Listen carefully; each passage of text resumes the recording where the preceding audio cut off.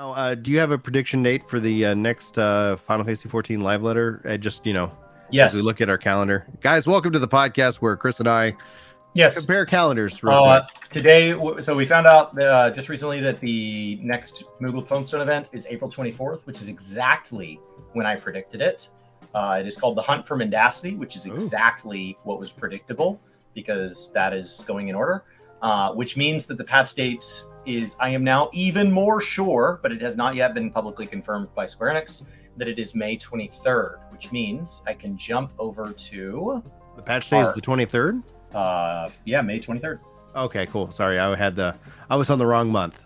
Okay. And so that means we can go talk about the live letter date. And so if May 23rd is our patch date, we can work backward to when the second live letter is. So live letters are just them publicly telling us what's in the patch, and the second live letter is always them showing off gameplay from the patch, which means that if it is on the 23rd, the next Final Fantasy 14 producer from the letter live would be number 77 on May 12th is when I predict that. The only time those shift is if they're being held at like PAX or something like that. If Yoshi P's going to be somewhere different, that will move those. Yeah. Like we had one before 625 because I thought we would. And that one ended up being 10 days before because they were at Australian PAX.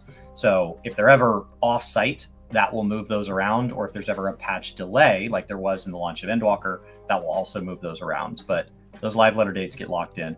And that's why they don't tell us the second live letter date anymore. They used to tell us the second live letter date at the first live letter, which then really made a bunch of people, like a bunch of filthy YouTubers and Twitch streamers, talk about how sure they were of the patch date. And then they looked like a bunch of liars when the patch didn't come out. Square Enix looked like liars, right? Because we had all this evidence. And so then they just stopped telling us when the next live letter was, so that we now have to say things like, I'm guessing when the next live letter is, which means I'm guessing when the next patch is. Yes, so that is some interesting dates coming up on the schedule. We'll have some Blue Protocol dates, more or less, probably starting to roll out here in the next week or two.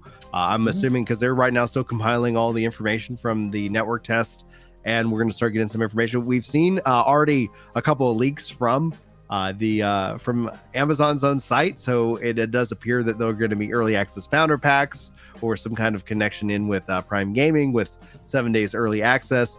That image that we have found on their site has been edited to remove said information, so I think that helps to double confirm that we'll be seeing that here, starting to roll out more news on that here in the near future. Also, it does appear that Throne of Liberty is not going to make the first half of 2023, most likely going to shift to third quarter 2023 as well. So lots of moving pieces. And even last week, Wayfinder announced that their early access is going to start in summer of 2023. They're no longer going to be launching in May of 2023. So lots of moving dates for these. Like 2023 already just feels like in an overwhelming amount. Chris is talking about comparing 6 different MMOs and fishing and all these different systems. That number will probably soon balloon to even more as these new games come online. Yeah, World of Warcraft has patch 10.1, I believe May 2nd is off the top of my head. Yeah. And then New World is now promising to do new seasons no later than every 95 days is their target. They've got 85 days set as the first one, so it looks like they're targeting right at 3 months. Probably keep them on Tuesdays or something, so why there's some flex. June 6th, July 6th is the date for season 2 is what or at least the current season ends on July the 6th. So that's essentially what they've broadcasted. And the question ends up being is that they really haven't. It could be a week without a season. That would not be awful. Well, that's true. You could kick it out to July, whatever that math is, 13th or whatever. Seasonal leaderboards end on July the 6th, thus essentially take a break. Take a break. Tuesday. Yeah, exactly. And so we'll have to wait and see ultimately how that does shake out. And I think that would be fine as well.